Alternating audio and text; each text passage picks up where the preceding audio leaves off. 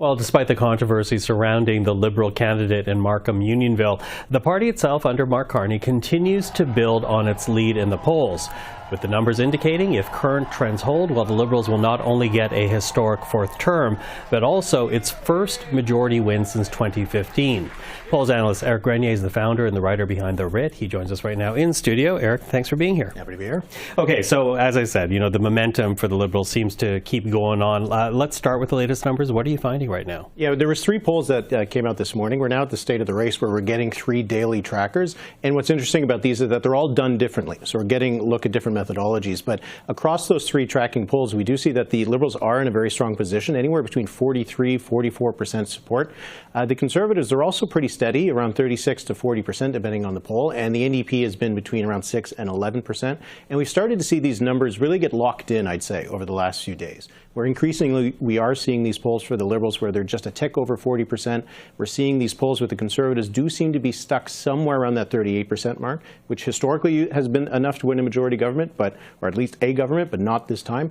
And the NDP being in those high single digits to low teens. And we'll see if anything's going to move those numbers, but so far the trend line has actually been pretty steady since the beginning. Okay, steady. Although, you know, obviously the Liberals are finding new pockets of support. And I'm wondering where that is, because, you know, we began this campaign knowing that the Liberals were making headway in Atlantic Canada, making headway in Quebec. Where are they now gaining support to lift their numbers to such high levels? I think one of the places that is perhaps the most surprising is in British Columbia. We know that the Liberals have that solid base in Atlantic Canada and Quebec, and the Ontario numbers are looking pretty similar to what they've had in the last few elections. But in British Columbia, they are now leading in the polls. It is about a 2-point race between the Liberals and the Conservatives in my polling averages. The NDP is much further back. And when we see this kind of movement, where the Liberals have increased their share of the vote by a significant amount, the NDP has lost over half of their vote. There's just a lot of seats that are going to swing, particularly in the Lower Mainland, perhaps on Vancouver Island. Conservatives are going to pick up some of those seats, and the Liberals will pick up a lot of them as well. And we just could have an entirely new map in British Columbia that might look a lot like the map we saw in the provincial election last fall, but just replacing that NDP orange with some federal Liberal red. Okay, and we know that was a close race provincially, so something we're watching. But, you know, how much of this is about leadership? And when I ask that, I am wondering, when you look at the polling numbers, what are Canadians saying about the various party leaders? That is perhaps what is most startling, I guess, from someone who's looking at the numbers this closely, is that we're seeing that at the national level, the gap between the Liberals and the Conservatives isn't huge. We're talking at most usually 4 or 5 points.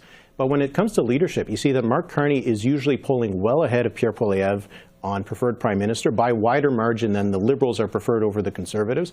And we also see that on issues like handling Donald Trump, on just issues related to the economy, that Carney is beating Pierre Poilievre by a big margin.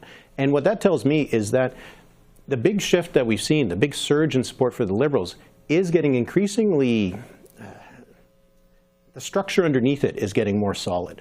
We were wondering at the beginning of the campaign whether the Liberals were vulnerable to slide back. But with the kind of leadership numbers we see with Mark Carney, if anything, he is pushing them up. And you could argue that Pierre Poilievre is actually dragging the Conservatives down right now. Okay, but if Mark Carney is pushing them up, you know, ultimately we're talking about a man that had no political experience before winning the Liberal leadership and now in the midst of this campaign.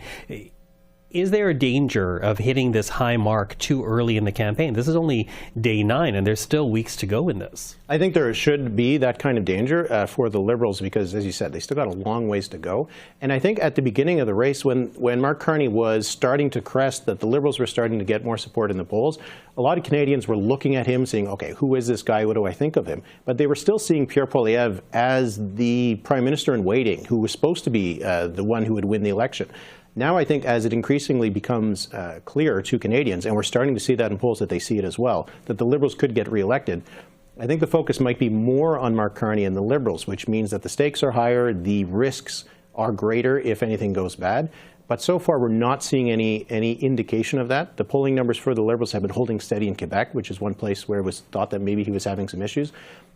So far there's no signs of danger for the Liberals. So it's more about if something unexpected happens on the campaign between now and April 28th, that is their biggest risk.